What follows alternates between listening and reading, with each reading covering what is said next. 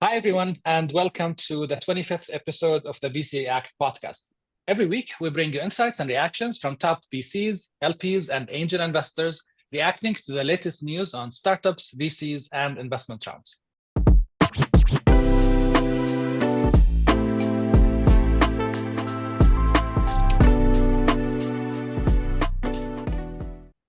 Let's jump into it with our amazing guests for today, Abe Seksek, an angel investor and host of the ABEZ Show, Tara Arnaout, principal at BY Venture Partners, Walied Albasheer, managing partner at Intuitio Ventures, and as always, my co-host, Jamie Lane from FWDstart. In the video description, you will find details on our guests, their LinkedIn profiles, and links to their companies' websites. Our weekly news are brought to you by FWDstart, a twice-weekly newsletter that breaks down what's happening in the MENA startup, VC, and tech space. Welcome to the show for the first time, Abe, Tara, and Walied. Did you go to Leap? I did. How was it? The logistic was not as last year, so they have been improving a lot in terms of logistics. So right now, instead of like 3 hours, it's like taking like 1.5 hours if you manage to get out of the rush hour in Riyadh Center. In terms of the size, I think it's similar. But in terms of, investor launch, we see like a sort of 70% different people. And I think this is also related to whether funds are raising or they start investing or whatever. We see a lot of VCs, they come to Saudi right now to raise money rather than deploying money. Yeah. So I fully agree. The event was way more organized than last year. Kudos to the team. The only thing I would say, if I compare Leap to 24 Fintech, I think in October last year, 24 Fintech, because it was specialized in Fintech, was smaller, more contained, and everyone was talking about the same thing. In Leap, it's a mega event. I don't know if it's efficient for everyone or not.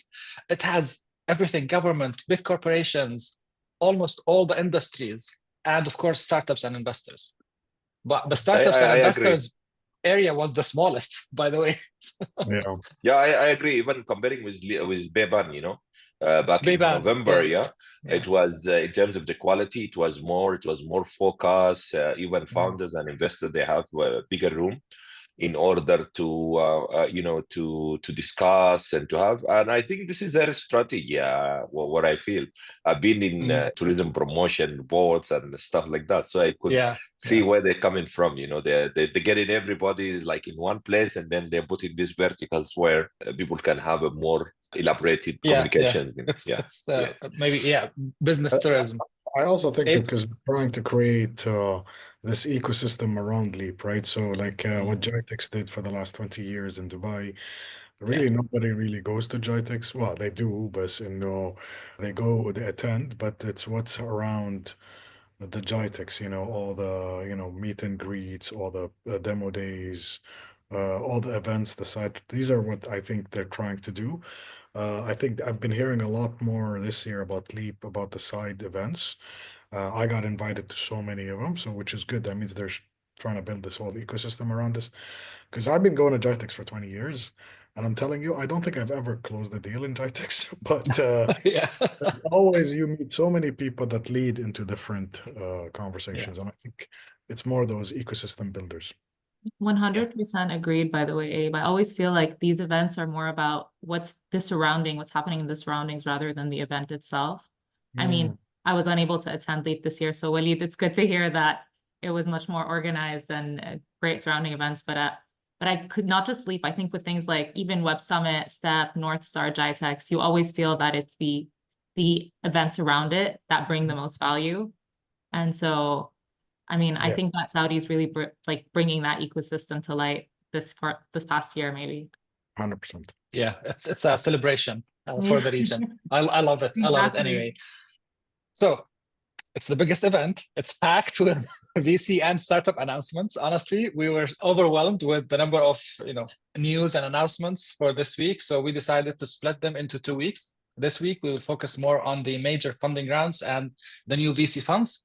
And next week, we will cover all the acquisition news. And believe me, there is a lot of acquisition news. And this is music to my ears. Sure. Today, we will talk about 6 new VC funds, 2025 is offering founders a great start. So much capital for startups this year. Also, we will talk about fintech, construction, logistics, and e-commerce. Jamie, take it away. What do you have for us today? Yeah, I'm tired.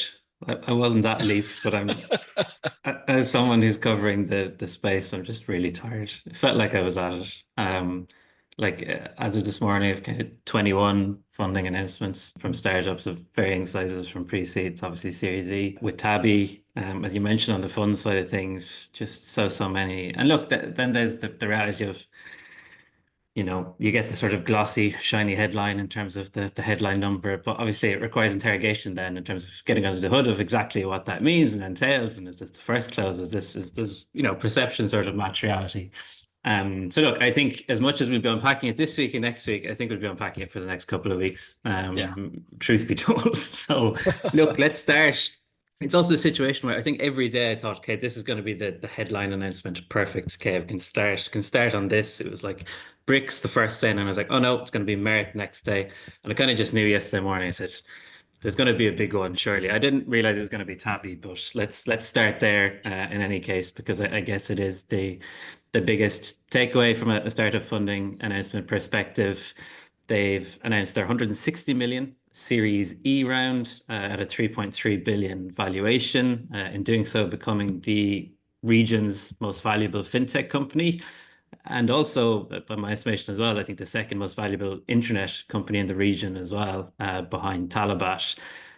And look, they've gotten here in just 5 years, which is extraordinary on one level. Amazing. Seed round was in 2019.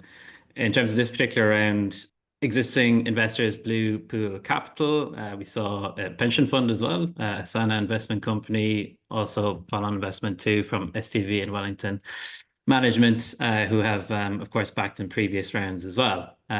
This follows 200 million Series D back in October 2023.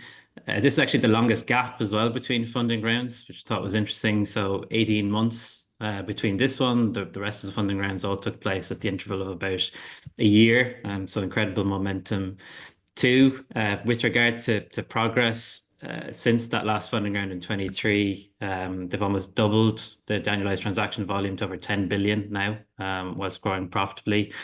They've a ton of activity. They've acquired Tweak recently as well, digital wallet. So look, expanding the product portfolio. They've introduced Tabby Card, Tabby Plus subscription program. They also have Tabby Shop now in terms of they're building their own sort of ecosystem there.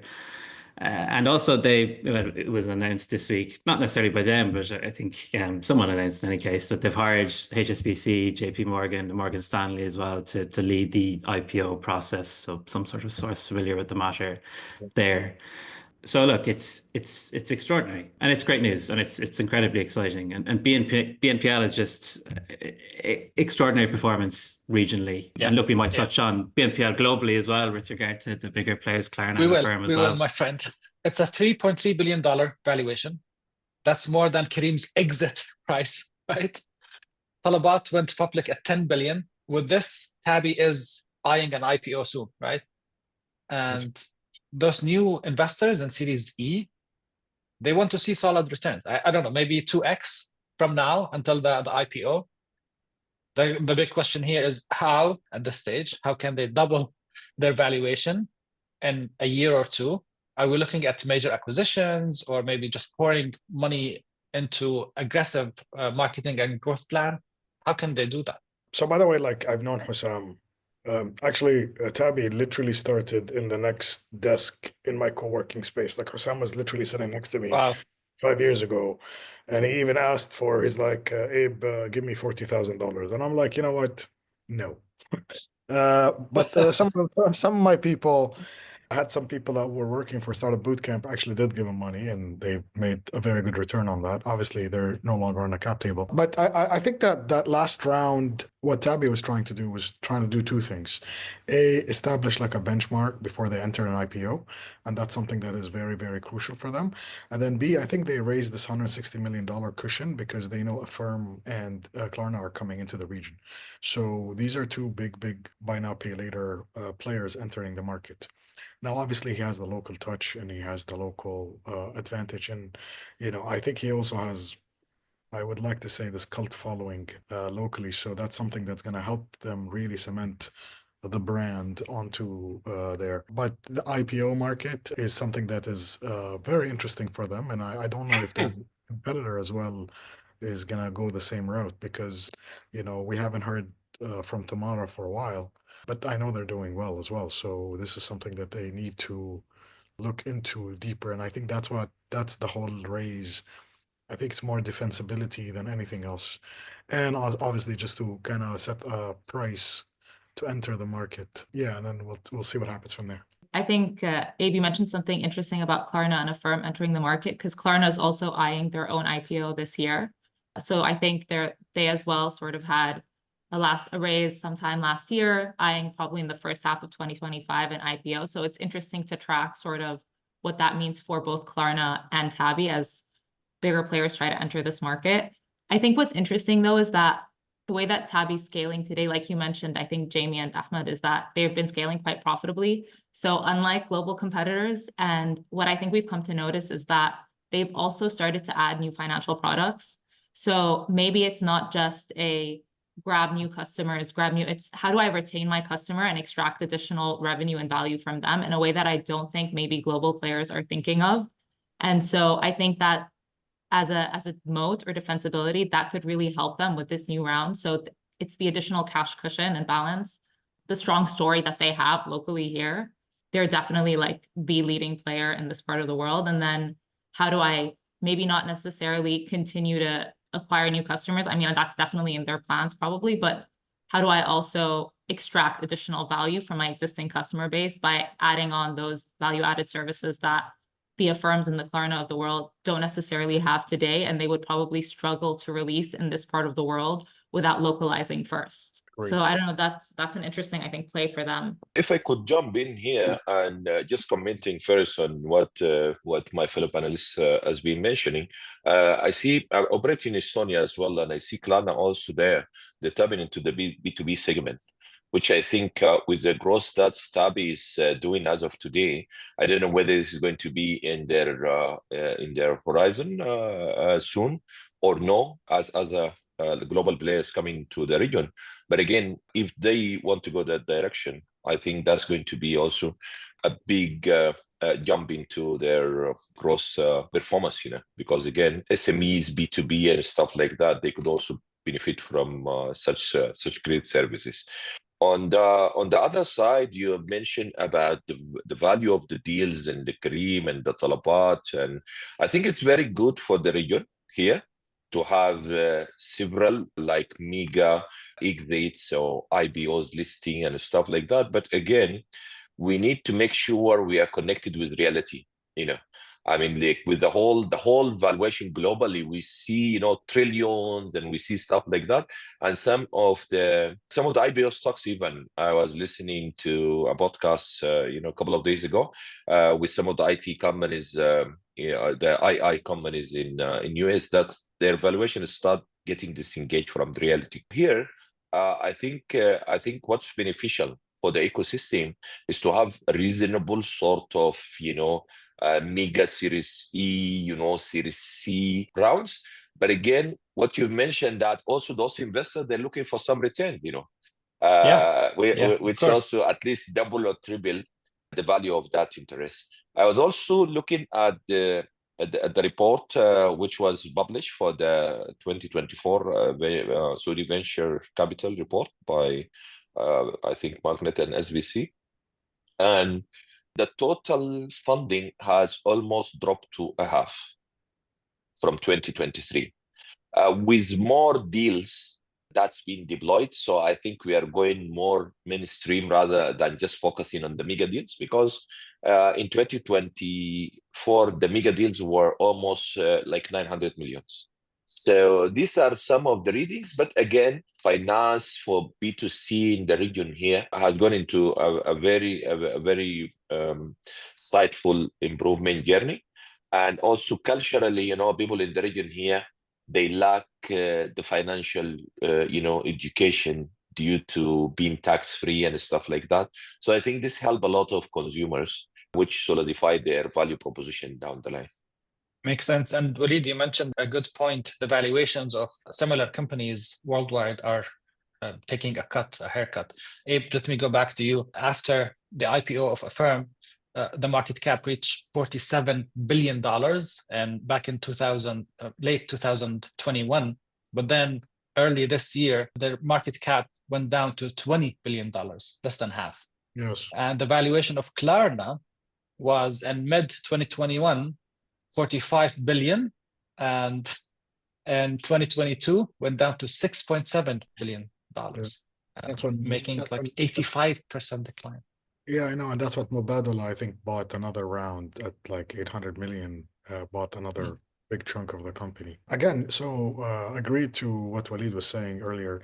Actually, for the last 2 years in a row, we've been seeing declines in the amount of cash deployed in the MENA. There is a couple of conversations. I think in the maturity of any ecosystem, especially Saudi, they were very, eager to invest, and I think there was a lot of, I'm not going to say bad investments, but I think overvalued investments that were done in the region, and that plays one big part. And then keep in mind, there's always a winner in, especially when it comes to B2C. There's always this quick company that can come and capture the market. But in order to create something that, because I've been working closely with a lot of governments, especially the Saudi and UAE and Qatar, and everybody is running after this unicorn index that Korea came up with. This unicorn conversation, honestly, is just so artificial. And because in order to get a unicorn, you really need to build a pyramid. You need 100,000 startups at the seed level. You want 10,000 Series A, or maybe 5,000 or something. Like, it's an actual pyramid in order for you to build a unicorn. But two things happened in the last couple of years. Yes, there's a decline. Waleed said something also very key, that we made more investments with half the money that we've deployed the year before that, which means maybe companies were very overvalued. Maybe there's no such thing as, you don't need that much more money. Like when people, especially when I was sort of boot camp, there was a lot of this founders where, it's a badge of honor to fundraise, and it's the number, and it's not about, this is something that I don't like when founders talk about this, because I still believe in bootstrapping to a level, and I know when you're going to need money, so that's fine. So coming back to that whole conversation, I think that whole overvaluation of people, I'm pretty sure there's a lot of people that were wiped out from Affirm and Klarna especially, and there was a lot of investors that were just suddenly disappeared. And I hope this doesn't happen here, but it looks like there's some of that's going to happen, because there was a lot of startups right now are even afraid to go fundraise, because they know they've fundraised at such a high level now that nobody will honor that agreement again. So this is something that correction that we're going to begin to see in this region. Can I push back against this, Abe? Sure. It seems that in the MENA region, we're still going up, right? We're still growing. The market is still growing. And with those international players like Klarna and Affirm, they're expanding to our region now, maybe to compensate for the drop in their valuation, to open up new markets for them. And usually, if you expand to a new market, you acquire a local player, right? But it seems that Tamara and Tabby, they're not acquisition targets, not because they're not good. They're really good, but I think Tamara and Tabby are not selling because they have their eyes on a bigger opportunity, a bigger exit than just an acquisition, which is the IPO, given the Talabat IPO in Dubai.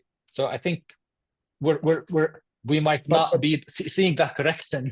But there's also something that Tara said that is very important as well, is because Tamara and Tabby are no longer just buy now pay laters. They're now financial institutions. While if you download Affirm, because I have Affirm from the US and Canada, and it's just a very basic one feature app that does anything. Yeah. So they're going to their board or they're IPOing just to raise money to enter new markets. So they want to keep the investors happy, while Tabby is just fundraising, in my opinion, again, to defend these companies. I just wanted to say something, Ahmad. I do think we're going to see a correction, but I don't think it's going to be as steep as we have seen in other Western markets. And the reason for that is that we're not as mature as those markets. When we think about where the concentration of capital goes to in the MENA region, it's really mostly still at the earliest stages. And when you even look at the correction at the early stages in Western markets, there is a much lower percentage of down rounds than there are at the growth stage businesses. And that's because they raise like lower rounds, less capital at more reasonable valuations. And also there's that more area for growth and scale at those earlier stages. So while I do think, like Abe's saying, we will see a correction, I just don't think it's going to be as steep. But that's just a sign of how our market is still maturing rather than us reaching maturity. So it's exciting. Like you said, there's still room for growth and potential, but I do think we're going to see a correction today. I just think that also it's not going to be as steep or heavy as it was for more Western markets. And then to build upon the idea that these businesses today, I think the Tabbies, the Tamaras have become at some point a bit too large for the Klarnas and the Affirms. I mean, they're definitely not acquisition targets. They're businesses on their own, and they're creating full financial service apps. What I've seen in the US, I think that we don't see here, is that in more Western markets, people don't build super apps.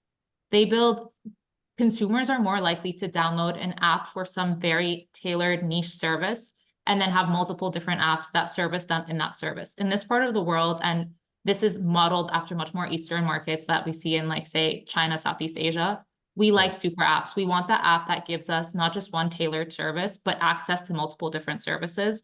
And I think Tabby understands that very well. And they're building a product based on what their consumer in this part of the world needs. Yeah. And also, I think we are much more underbanked. I don't want to say unbanked, but underbanked. Some people do not have access to the same level of financial services that they do, say, in US and Western markets. And so they're targeting that customer and they're understanding where that gap comes. And they're playing into that I don't know, maybe a Klarna or a firm might not understand as much. So I think it's important to touch upon that when we speak about, foreign players coming and accessing this market. And when we speak about market corrections, understanding where we are in terms of market maturity in the tech ecosystem. I agree with the last point that you mentioned. Based on the digital banking, ecosystem, based on, whatever offering that's available today, it will invite, like super apps to provide, and fill the gaps, of the current ecosystem. And also you mentioned important stuff about the unbanked people. But regarding the correction, I disagree with you. Correction is already here. If you look at the 2024 report, correction is already here. I mean, Saudi 1.3 billion has been deployed last year, and today is 750 million is deployed. Okay, and in terms of mega deals, from almost 900 to 130 million, we see a more healthy growth on like average deals, not like the mega deals, because again, mega deals can happen any time and just keep adding to the fund deployed. But again, we see also there is a bit of tap dancing, between Saudi and UAE. So right now, Saudi is like, in terms of the comparison, there's a bit of shifting position in terms of mega deals. But comparing, I've been very much involved in the US ecosystem, through VC Labs, through a couple of others, Unicorn Group and others, where I'm expert board or a jury or a member. And the level of valuation we see today, it's way lower than what's happening in GCC. Much lower. And is that on seed stage or early stage or later stage? Later stage, there's not much deals there. There's this hyper, AI deals in billions and trillions, which is still need to be validated. But in terms of up to Series B, I think still there is a major stagnation. And then this also reflects to the 18 months that Tamara took in order to announce, another round. Another thing is it's good to see those mega deals beyond Series B. But again, we need to look at the main acquisition outlets that could acquire this. Potentially, they are global firms, because we don't have a very structured, strong IBO market here.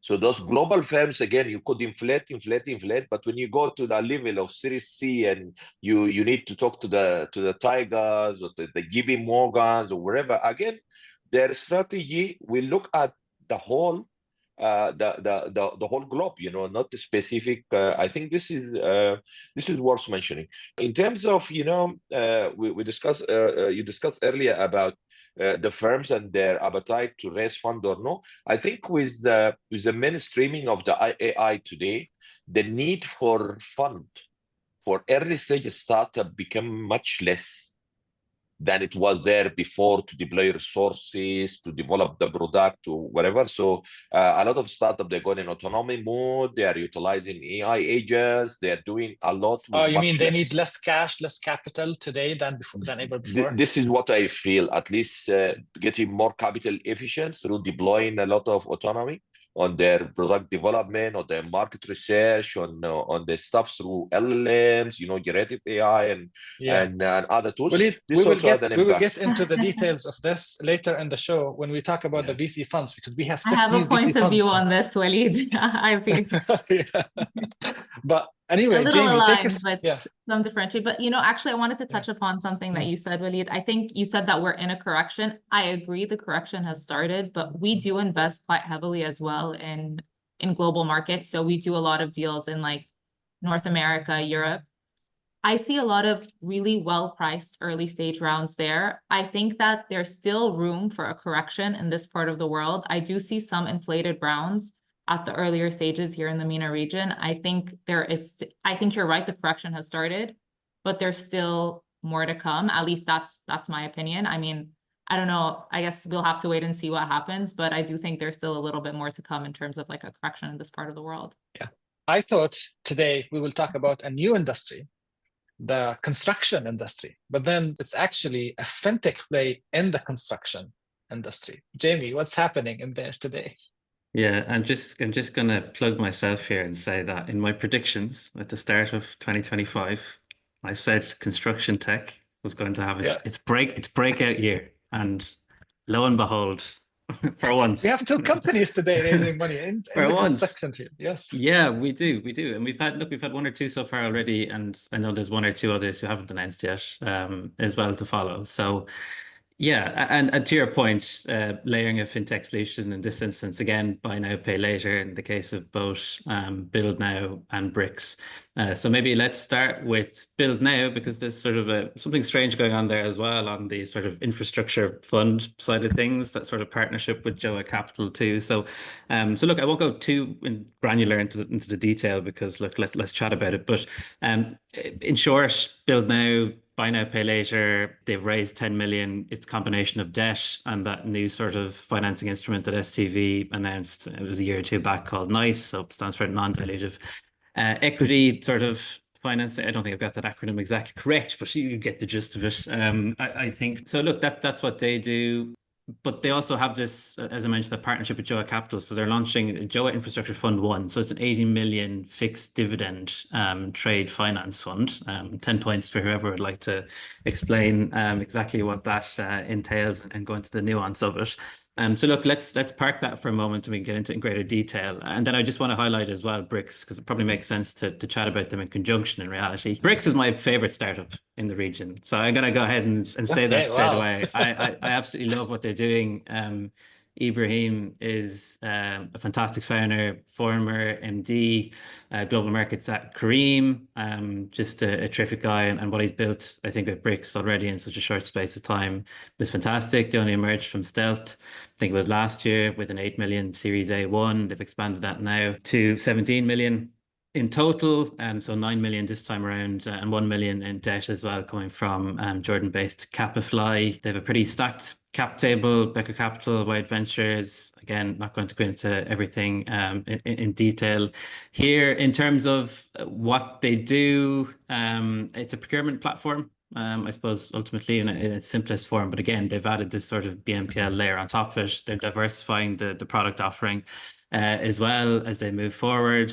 Currently, I think that the business model is sort of oriented around transaction fees, and as I mentioned, that financing solution. But they are looking to, originally, I think the plan was to expand sort of broader into the MENA region, but I think they're kind of doubling down on Saudi, it seems now. I think for the most part, it's sort of been oriented around Riyadh. I know they have partnerships as well with some of the large projects. It's like 850 contractors. You've NEOM, Red Sea project. Obviously, it's an extraordinary time to be involved in construction, and they're really leveraging this. So they've claimed their valuation has grown by 46% in the past year. They've seen 4 times year-on-year revenue growth, positive unit economics as well. And the intention is to become a full-service construction ecosystem. So procurement, financing, so tick those 2 boxes.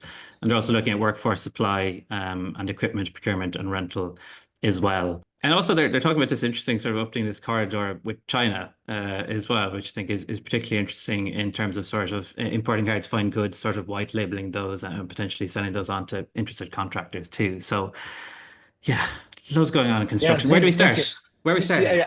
Let me start with Brahim. You mentioned that he's your favorite founder. He is mine too, because the very first podcast I ever did in my life was back in, I don't know, 2009, 2010, when I wanted to interview founders and asking them what went wrong in your company and why it failed. And Ibrahim had, at the time in Jordan, a company, I think it was Wheels Express, and he shut down the company. And I said, hey, Ibrahim, I wanna do this podcast. I want people to be transparent. I want people to learn from the mistakes others made. Can you join me in this very first episode of a weird podcast talking about your failures? And he was like, yes, I will. And we did it. That's crazy. I had no idea. Okay. Wow. I love Brahim. Yeah. So back to the construction. It seems that the BNPL fever is now hitting the B2B construction. Bricks build now. I'm sure other companies. But in all fairness, sorry, I wanted to just put a couple of more things on here.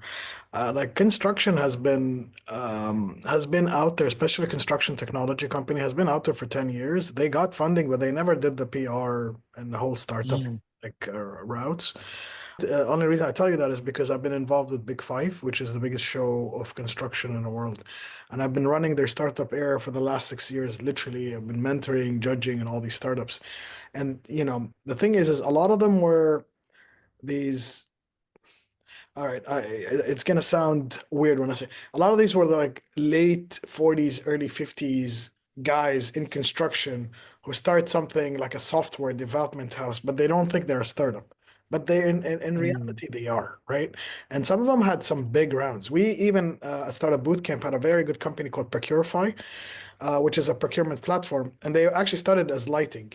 They were called Lightify. They only did lighting, but they never really needed to raise because they were always profitable. So these companies don't and I know Brahim Manna very well. Brahim was one of my first clients in my first startup in Jordan as well, in Crystal. And actually, I think I invested in Wheels Express, by the way. So that wasn't the best investment. Small world. I have to say that. But I think it's just people are just fueling up this buy now, pay later. And we still haven't really talked about the business model of buy now, pay later, which is something also I have my restrictions on because you know what? Please do, because I wanted to ask. It works in the consumer as a consumer business, but now they're applying it in a B2B and in a very specific industry. But tell me more. What do you think about the business model? If it's B2B, or like how is it different than an invoice financing business, or like right now that's why when we talked about Tara talked about a super app. Yes, we love super apps here, like China, like Asia. So those businesses, but on a consumer level, like in the beginning, their default numbers weren't very big because people were kind of excited to get more. But now I've been hearing of numbers that are creeping up in Tabby and Tamara of like almost 17 and to 20% default rate, and that's a huge hit on your P&L. So that whole business model, I like, and you guys said it correctly. Like I don't know if like the only route Tabby can go is really IPO. There is no like they're too big to be acquired. They're too big to so that is the natural growth pattern for people like Tabby and these businesses. But the construction thing, like how is that a bit different than a lot of these invoice factoring? You know what I mean? And there's a lot of those companies out there coming up, and they all do very well because they usually get some credit line from a bank. They're they are SMEs in all fairness. And then they're well backed. And you had a lot of big companies like Tendered, like even so when I used to be at the Bizzle as well, we looked into all of those businesses because prop tech was kind of the father of construction tech at one point, and then they had this magical where big construction and development firms started investing in their own startups to kind of see how they can spin off that into an industry. But again, most of the construction tech, it was always very capex heavy, like because they were literally doing something. But now, when these people came up and said, "Yeah, we'll add buy now, pay later," or asset light, there's a company I'm involved in, amazing business. Nobody has heard of this founder as well, right? And their P&L is on fire, And I think he just wants to fundraise just to put his name of the company out there. And he was telling me like, I just need $100,000. He doesn't need it. He just wants to be mentioned on one of these newspapers, right? In the news, yeah. You know what I mean? So, but they're very asset light, where they go out and buy literally whatever excess material in a construction site. They buy it on 10 cents on the dollar, and then they go out and sell it to other, so very smart, agile. It's not really a techie play, but the tech is what brings everybody in. So what I'm trying to say is that market has been out there. It's has a lot of science behind it and has a lot of inventors behind it as well, but not a lot of startup activity because VCs here, and I don't want to alienate VCs here, but they're still running after whatever's very hot, like fintech. Oh, beautiful, you know what I mean? But go down to like very granular level. They don't go into super like construction tech or logistics, and like there isn't that money being deployed. And again, that's my train of thought. Like, Walied, what do you think? Are VCs just chasing the hot sectors, maybe influenced by the LPs and the expectations by their LPs? And by the way, Abe, send us the details of that company, and we will happily cover that company without him having any investor on the cap table. If you write him a check, I will send you the number. Okay. Merci. Walied, I will definitely. I think based on my previous years, I think 15 years ago, I was an advisor and CIO for one of the largest construction company in UAE, which called Insha, which built Versace, D1, Emirates Financial Towers, and others. And from that time, when I'm following the industry till today, I think it's one of the least digital to transform industry. And as Abe said, it's also they're working on big capex. They're working on very complicated structure. And I remember that time they used to do their financial planning and P&L and stuff like that through a software called StateMaster, which was based on Excel, Australian. It still seems to be one of ahead. And then if you go and break it down again in terms of construction management, procurement, project management, automation, PIM, and all this stuff, there's a lot of room for improvement. But again, whether this could be able to attract the appetite of VCs, considering that, I think CVCs are more prone to do that. I see right now CCC, for example, they started a venture arm. They are looking to acquire some of the startups. I remember back in like 2017, 2018, there was this WeCap, which was on the safety part. Then they got in wider Aramco, and now with the CCC and all this stuff.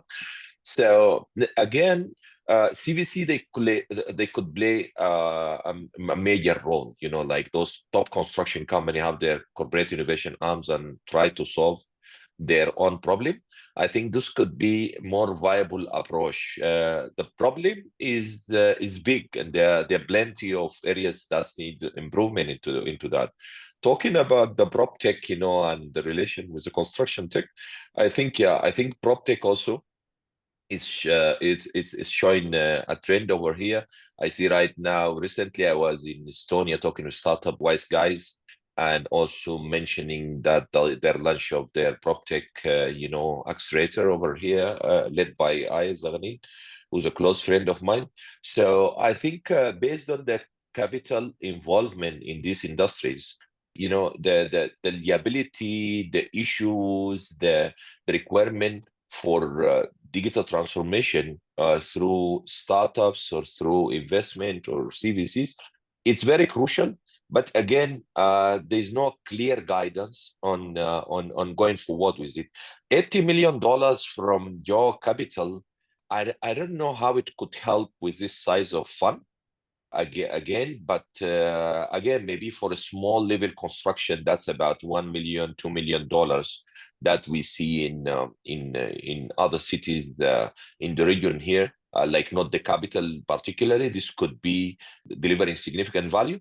But again, with the scope of construction as a construction, mid to higher capital in intensive like projects, I don't think it can add a lot of value. Safety is a major issue. Sustainability is the major issue right now.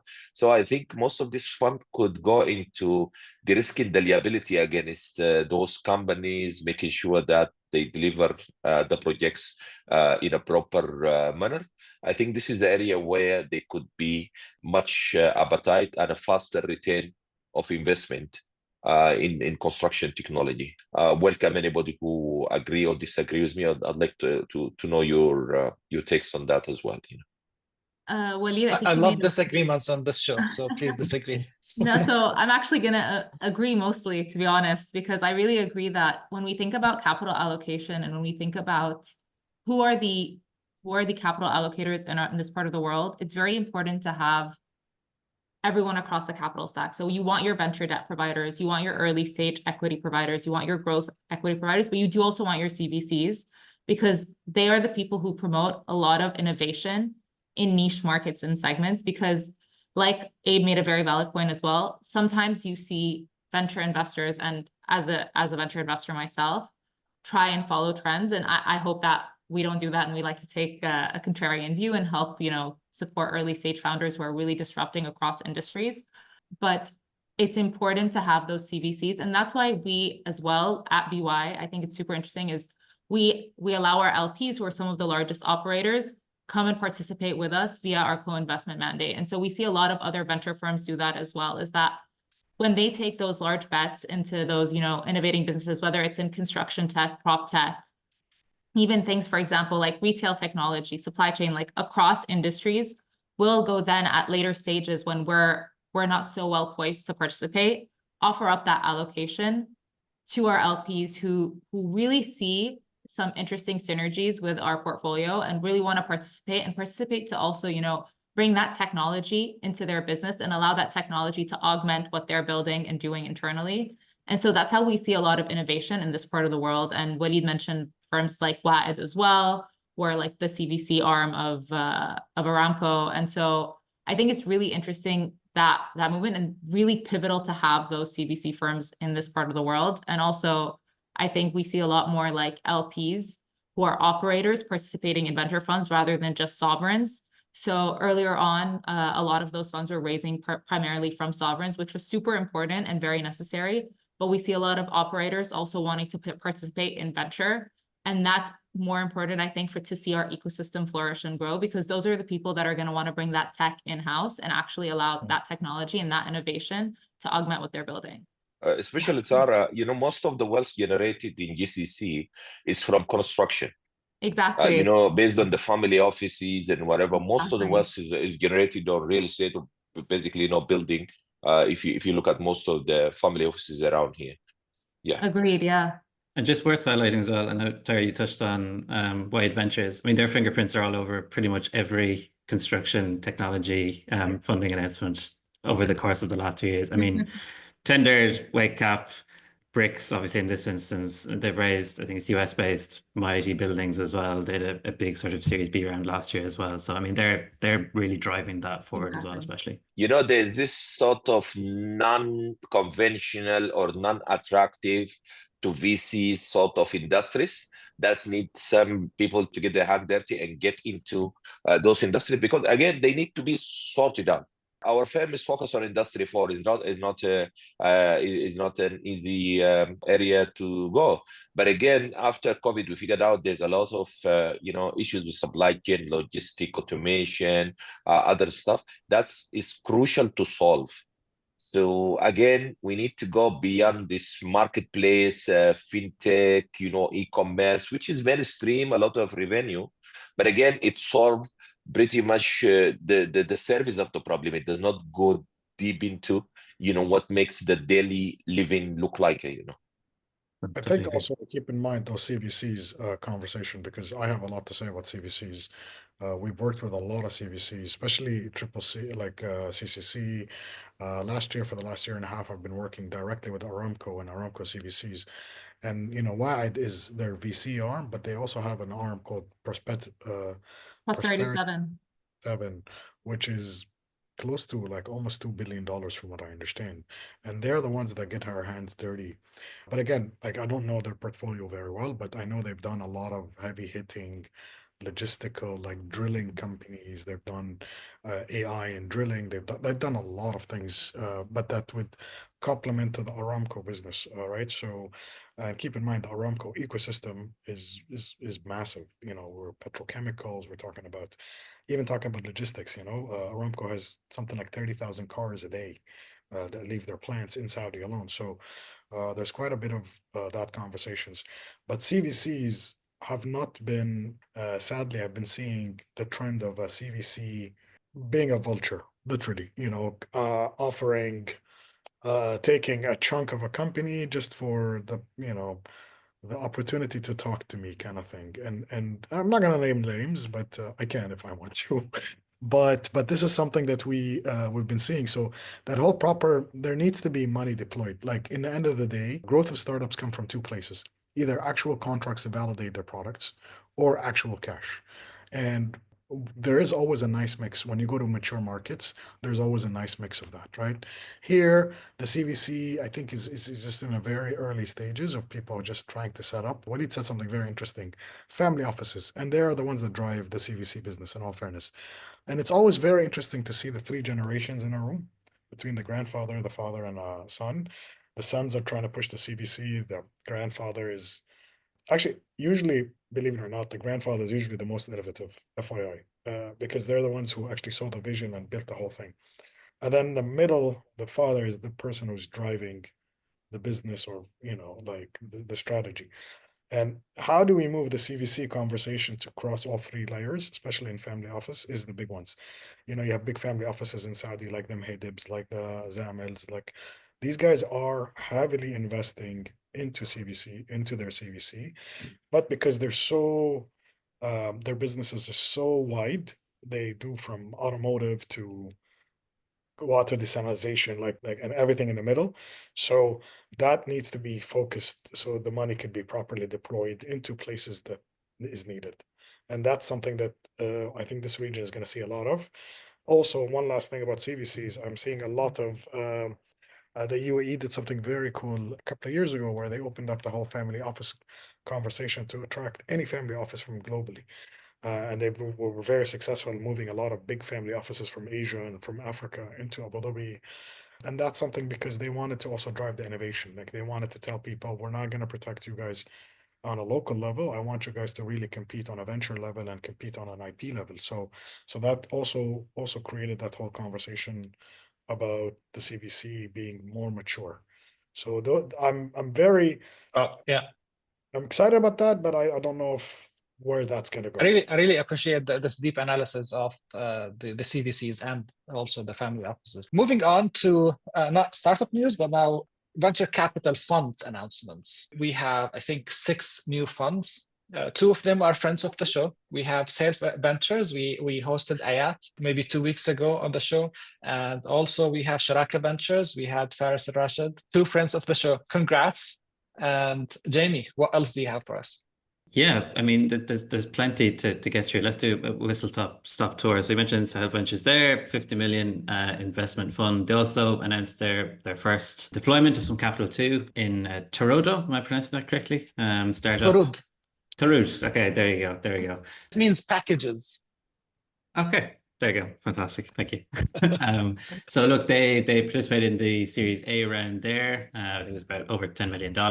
Again, just mentioned Walied Ventures, participating and leading that round as well. But look, we also have Ula Capital. They've launched a 75 million fund. Again, I don't have details in terms of where they are with regard to that. HCM, they've announced a $300 million investment fund. It's going to be specialized in gaming and the esports side of things.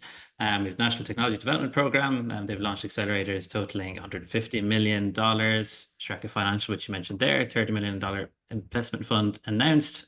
Orbit Startups, 60 million accelerator. That's in collaboration with Sanable. And one more as well that I'd like to highlight too. I don't think they're actually athlete, but Anara Impact Capital as well has been launched too by Nefez Dakak, previously co-founded Builder Ventures. And they've announced their new fund as well. It's going to be focused on sort of learning, well-being, and climate resilience sort of spaces across the MENA region. Tara, let me start with you this time. So many VC funds. I think the majority, all of them are in seed and early stage. What does that mean for founders? Is it more capital, more valuation, higher valuations, or more competition? Are we still in the correction? We talked about the correction earlier, but it seems more capital is injected in the region. So I think my perspective of this is a bit twofold. So one of two things, I think Jamie mentioned a lot of different funds that are also now becoming a lot more thematic or sector focused. So we see a lot of funds, whether they're early stage, growth stage, and I think most of these are early stage focused, they're focused around investing around a certain theme, whether it's climate tech, whether it's around logistics, fintech, which I think shows a lot more maturity in our market. If we looked at a couple of funds that, were created over the past couple of years, they were mostly focused investing across sectors, across industries without really a thematic focus. And so as we see more niche expertise and investors developing that expertise and investing across those businesses, I think we're getting to see a lot more maturity in our market. And I think that's really important because we see a lot of, like we mentioned earlier, those non-sexy or non-excited businesses that wouldn't necessarily get funding are actually getting access to funding at larger and greater scale than ever before. So that's really exciting. And then the idea of, will we need more later stage capital, or will companies need to be raising as much? I think Walied touched upon this earlier. So I have, a little bit of my own point of view. I think today AI is probably the, biggest value creation opportunity of our lifetime. So we're seeing, tools like ChatGPT and, generative AI really boost productivity. And so that's helping startups become much more capital efficient. But I don't think that means they're going to, not raise capital at the earliest stages. What I think that means is that they'll probably be raising more efficient capital. That's how I would say it. And the idea is focusing more on optimization. And so I think we're going to be raising maybe larger rounds at the earlier stages with a little bit higher valuations, but then raising less capital later on. So larger, more targeted rounds where you're focusing and optimizing for burn, valuation, and dilution. So that means like some seed stage rounds, especially in AI-focused businesses or AI-first, AI-native businesses, will probably be raising sometimes at the C stage more than 5, 6, maybe more than 10 million, but they'd need to raise less capital later on. And so that means optimizing for dilution as they scale, and which makes me excited to see, because you want to see those founders really invested in their businesses and not being diluted to a point. And so I'm happy to see a lot of these early stage businesses, because I think that can play a hand or lend a hand to that trend that we're seeing in sort of capital allocation in this part and in more Western markets, but also in this part of the world. Yeah, Walied, you mentioned that companies do not need so much capital now. They need less capital than ever before. But on the contrary, we're seeing a lot more capital is injected in the region. And let me add one more thing, Walied. There has been more seed investments in 2024 than later stage or mega rounds. But with all this money, is there enough companies to absorb all this seed stage capital? No, there is no deal flow. Can absorb all this capital. No, broadly, I will say there's no. I mean, as a VC, you need to deploy 5 out of 100. I mean, or 7 out of 100 if they are all in good quality, and if you are doing, let's see, 30 to 35 startups in a fund, then you need 700 good quality startup or 800 good quality startup, and then you have 10, 15 funds in the same country. And then there is a serious lack of deal flow. I've been operating in Estonia from 2018. Estonia has 1 million people and has 10 unicorns.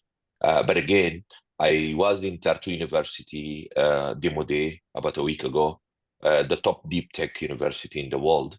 And the level of innovation, this university produced 120 PhDs every year.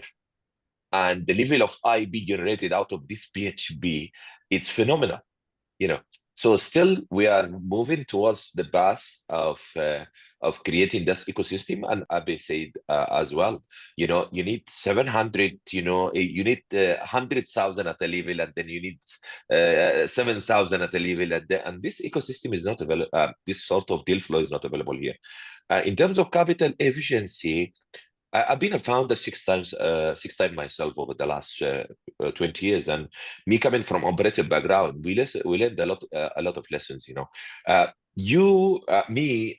would advise any founder not to raise fund unless he really have to raise fund. Because again, you know, a lot of founders, they would come and they say, okay, I need this much. And then I see, what is your burn rate and what is your next milestone? And then based on that, you know, compare it with what they are raising. And I find it's half of the amount, including the contingency, or even a third of the amount. And I tell him, if you believe in this startup, why would you dilute much equity at lower price right now rather than keeping it later on and dilute it as a higher valuation? Because at the end of the day, why should you raise money and keep it in the bank and you don't spend it, since your projection for the next 15 years is like that? That's why, and for example, now from whatever Jimmy is mentioning, there's 75 million fund, there's a 300 million fund, there's a 150 million fund, and there's Sharaka at 30 million and Orbit startup at 60 million. I see Sharaka is the most one which makes sense at early stage.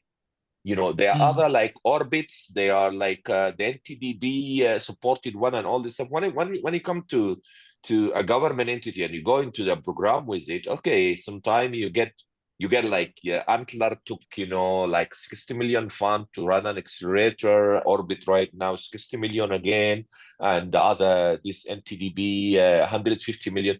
Okay, this mandate could be used for capacity building in a specific sector which are not available in this country. But you that time money doesn't matter. When I'm talking about space tech, when I'm talking about therapeutics, when I'm talking about, you know, medicine device, like genetics, I need to build regardless the ticket size. This is understandable. But if you are just deploying in the normal market, you know, this does not make sense, because end of the day, what is the ticket size? You know, you need at least 50x 2 or 3 of the portfolio to cover up for the other 30 or 40 which is failed or mediocre. And if you enter at 100 at a 10 million valuation, let's see seed stage, 50x means 500 million at exit. So how many funds are there? You know, how many startups are there? And how many is going to hit 1 billion exit from all this? Let's see, you have 100 funds in GCC. They all need 2 hit for 500. You know, that's not connected to reality. No. Abe, what do you think? So I was going to say exactly what Walied said. I think all these funds, Allah, don't get me wrong, more money is really good for the ecosystem, but the problem is let's hope it's properly deployed, because this is going to be more like an education than anything else. Educating the founders, creating that layer of founders where people can open their eyes on certain industries, right? Like, so I've been in the ecosystem. My first time I fundraised was in 2004, and actually I've been there before, but in MENA since 2004. And certain industries will always see the limelight. So like there's fintechs and stuff like that, because there's always innovation there, and then there's direct money, and people see money. But we have not really invested in, like, and that's what these funds will do hopefully well, is because they're exploring new ideas. Like, I generally believe, why is nobody talking about energy and sustainability in energy, especially GCC? We are a powerhouse in energy globally, right? So, and that's what we were trying to do last year with the Aramcos, with the BPs and ADNOCs and of the region, right? So the sad truth is a lot of money will be gone, because it is there, but that there's going to be some winners that are gonna, again, as we said earlier, it's all about this enriching this funnel for us to get to somewhere there. And that when we start touching on different new verticals, keep in mind nobody is talking about in-house innovation. They're talking about localization of an idea that works somewhere else. So, in energy, let's talk about hydrogen as an example. In Singapore, they do this. In Italy, they do that, and then they bring in that. But then again, we have so much hydrogen here that we can do our own stuff. You get what I'm saying? So there needs to be, I think the funds need to be split. And I know the government has been spending a lot of money on a grant level, especially in the KSA.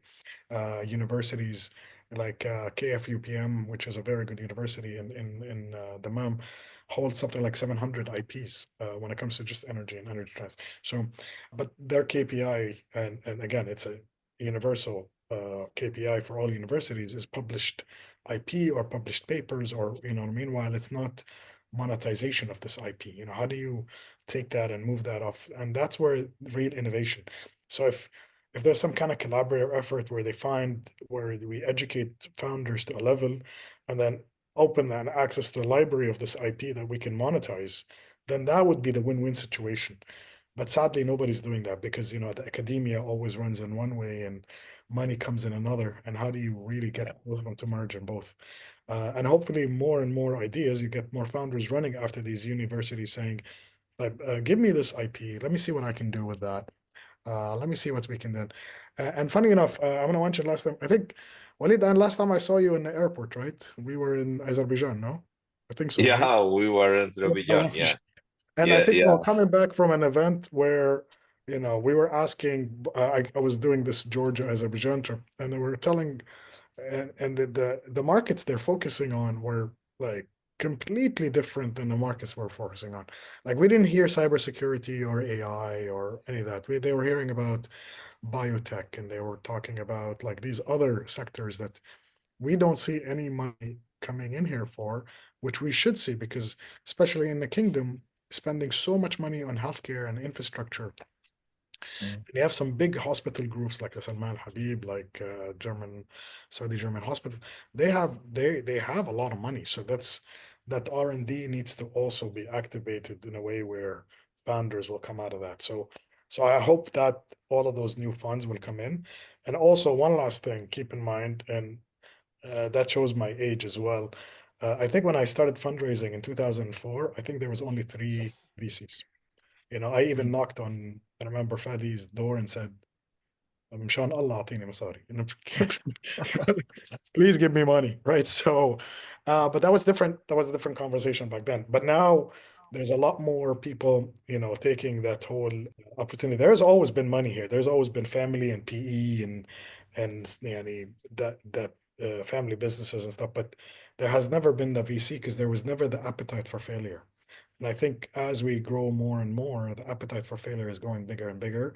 And that's when people know that, and LPs should know that this 30 million in an investment fund, inshallah, you'll get 2 or 3x. You know what I'm saying? So we'll see what happens. Abe, in 1 minute round, you mentioned that this would be an education for the founders, but I think it's also an education for VCs. And you mentioned 10 years ago, I think we had only 20 VC firms. Now we have more than 350 VC firms. So for anyone listening out there who wants to get into venture capital, 1 minute advice, where to start, what to do. You mean as an LP or as a VC? As a VC. Well, see, the thing is I summarize it to one thing: is the appetite to failure. It's a numbers game, right? We've lost really good companies. Like in my last post at Startup Bootcamp, we've invested in over 700 companies, right, at my time. So the appetite for failure has to be big, and you have to really, and then you also have circumstances that you can't control. Like nobody ever saw COVID coming. Nobody saw these other conversations coming, right? So you have to keep this agility mentality when it comes to that. So I'm just gonna say, just appetite to failure and just keep an open mind. Honestly, that's the only way. And sometimes also it works by in another sense where a regulation changes, where a startup suddenly explodes, right? So that's where I'm gonna leave it there. Okay, Tara. So you kind of touched upon what I wanted to say, maybe not necessarily appetite to failure, but my biggest, I guess, advice for anyone interested in VC is be comfortable with loss.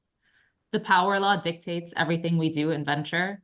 When you think about portfolio construction today, if you're investing around 30 companies, 35 maybe, one or two of those companies are going to be power law defining companies, and they will potentially be what deliver or return your whole fund. So be comfortable with loss, be comfortable saying no. You're going to see hundreds, if not thousands. I think we see around like, I get emails from like hundreds of startups per week, I mean, per day sometimes. And it's be comfortable saying no and be comfortable with loss. And that's how you can start to grow, you know, a scalable, successful venture fund. Walied? Yeah, I think the main advice would be if you are in the network and you're getting continuous deal flows, you know, as early as possible. I mean, I tap into the VC because of my relation with founders, as mentor, as a jury in competition, as a supporter in the ecosystem and stuff like that. And that gives me an advantage to understand and meet founders at early stage, sometime during the development phases of the product and stuff like that.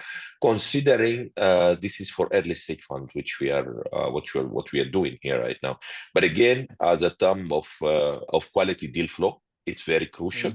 And then also identifying the founder to market fit. You know, we always need to figure out why the founder is doing this, because again, it's a very bumpy road. If you get the founder, he's really crystal clear within the next 7 years, you know, that he's going to stick with the same enthusiasm, then that might be a right fit, regardless of the product or service they're doing, because end of the day, founder is the one who makes it or break it. With that, thank you so much, Abe, Tara, and Walied for joining us today. It's been an hour and 15 minutes. Wow, amazing. And Jamie, thank you so much for getting us all these news.